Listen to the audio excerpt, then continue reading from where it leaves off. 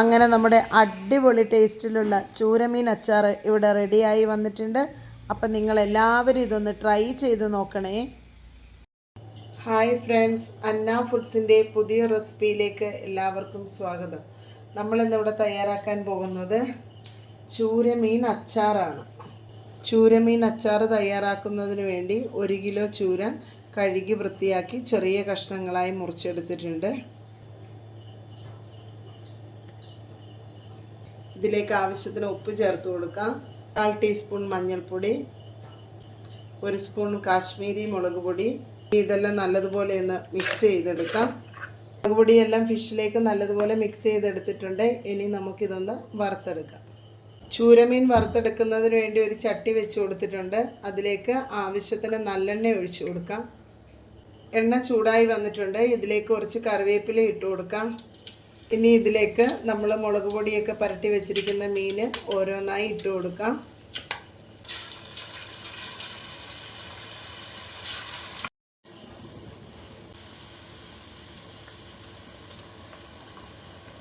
Fish നല്ലതുപോലെ fry ആയി വന്നിട്ടുണ്ട്. ഇനി നമുക്കിത് കോരി മാറ്റാം. 200 ഗ്രാം വെളുത്തുള്ളി തൊലിയൊക്കെ പൊളിച്ച് നടുവേ മുറിച്ചെടുത്തിട്ടുണ്ട്. ഇതിലേക്ക് ചേർത്ത് കൊടുക്കാം. 100 ഗ്രാം ഇഞ്ചി പൊടിയായി അരിഞ്ഞതും കൂടെ ചേർത്ത് കൊടുക്കാം. ഇഞ്ചിയും വെളുത്തുള്ളിയും ചെറുതായിട്ടൊന്ന് വഴറ്റിയെടുക്കാം. ഇനി ഇതിലേക്ക് 3 പച്ചമുളക് ചെറുതായി മുറിച്ചതും കുറച്ച് കറിവേപ്പില, വറ്റൽമുളക് ഇവ ചേർത്ത് കൊടുക്കാം. ഇഞ്ചിയും വെളുത്തുള്ളിയൊക്കെ നല്ലതുപോലെ വഴഞ്ഞു വന്നിട്ടുണ്ട്. ഒരുപാടങ്ങ് വഴഞ്ഞു പോകണ്ട, ചെറുതായിട്ടൊന്ന് വഴഞ്ഞു വന്നാൽ മതിയാകും. ഇനി ഇതിലേക്ക് പൊടികൾ ചേർത്ത് കൊടുക്കാം. 1/4 ടീസ്പൂൺ മഞ്ഞൾപ്പൊടി, വലിയ സ്പൂണിന് 5 സ്പൂണ് കാശ്മീരി മുളക് പൊടിയാണ് ചേർത്ത് കൊടുക്കുന്നത്.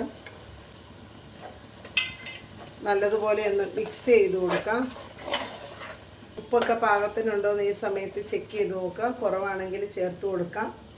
ഇനി ഇതിലേക്ക് 1/2 ഗ്ലാസ് പച്ചവെള്ളവും 1/2 ഗ്ലാസ് വിനാഗിരിയും കൂടി ചേർത്ത് തിളപ്പിച്ചെടുത്തതാണ്. ഇതിലേക്ക് ഒഴിച്ചു കൊടുക്കാം. ഈ അച്ചാർ 2 വർഷത്തിലധികം കേടുകൂടാതെ നിൽക്കുന്നതാണ്. ഞാൻ സെയിൽ ചെയ്യുന്ന ഫിഷ് പിക്കിളിൻ്റെ റെസിപ്പിയാണ് ഇവിടെ കാണിച്ചിരിക്കുന്നത്. ഇങ്ങനെ ഒഴിച്ചു കഴിയുമ്പോൾ ഈ അച്ചാറിന് നല്ലൊരു ഗ്രേവിയൊക്കെ ഉണ്ടാകും. ഇനി ഇതിലേക്ക് നമ്മൾ ഫ്രൈ ചെയ്ത് വെച്ചിരിക്കുന്ന ഫിഷ് ചേർത്ത് കൊടുക്കാം. നല്ലതുപോലെ മിക്സ് ചെയ്ത് കൊടുക്കാം. വെള്ളവും വിനാഗിരിയും കൂടെ ചേർത്ത് തിളപ്പിച്ചാൽ വിനാഗിരിയുടെ ഒരു കുത്തലൊന്നും അച്ചാറിലുണ്ടാവത്തില്ല. നല്ല ടേസ്റ്റി ആയിട്ടുള്ള ഒരച്ചാറായിരിക്കും.